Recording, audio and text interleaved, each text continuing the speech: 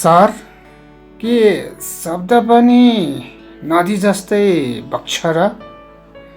मैले व्हाइट बोर्डमा बनाएको एउटा जटिल देखिने फ्लो चार्ट प्रवाह चित्र हेर्दा कक्षाको पछिल्लो बेन्चबाट सुभाषले अचानक प्रश्न गर्यो। त्यसबखत म बोर्डमा व्याकरणका नियमहरू बुझाउन तल्लीन थिएँ। उसको प्रश्नले मेरो ध्यान मोड्यो। किन र सुभाष, तिमीलाई त्यस्तो किन लाग्यो?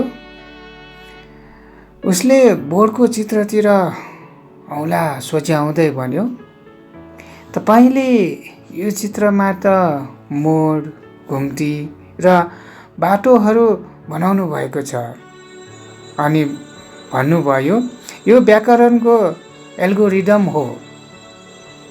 के शब्दहरूले पनि नदीले जस्तै आफ्नो बाटो आफै खोज्छन्? कक्षाका अन्य विद्यार्थीहरू शान्त भए।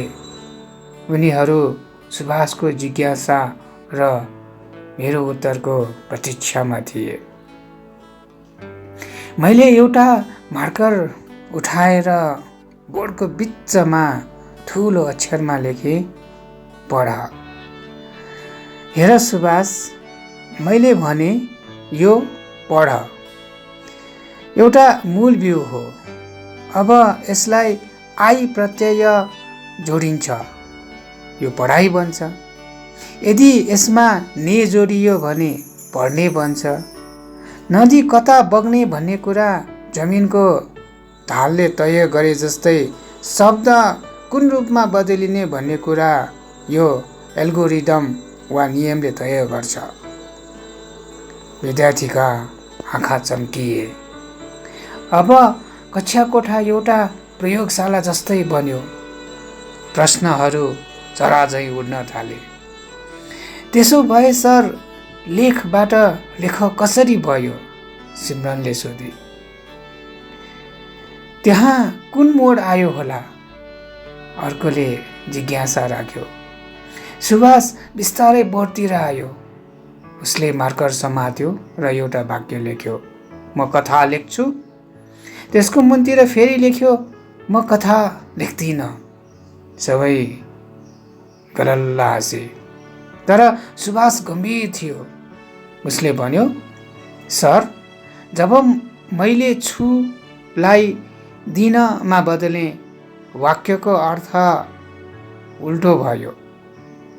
गल्ती कहाँ भयो भनेर खोज्दै जाँदा त नियममा त आफै भेटिँदो रहेछ। मैले सुभाषको काँधमा थाप मारे। बोर्डको त्यो निलो र रातो मसीको रेखा साँच्चै एउटा जीवन्त नदी जस्तै देखिन थालेको थियो, जहाँ शब्दहरू कतै नठोकिकन बगिरहेका थिए। त्यो दिनदेखि कक्षामा व्याकरण घोकाइको विषय रहेन, एउटा रोचक खोज बन्यो। छुट्टीको घन्टी बज्दा सुभाषले मतिर हेरेर सुस्तरी भन्यो, सर, आज बुझेँ व्याकरणको एल्गोरिदम भनेको त शब्दहरूलाई सही बाटो देखाउने अदृश्य गुरु रहेछ।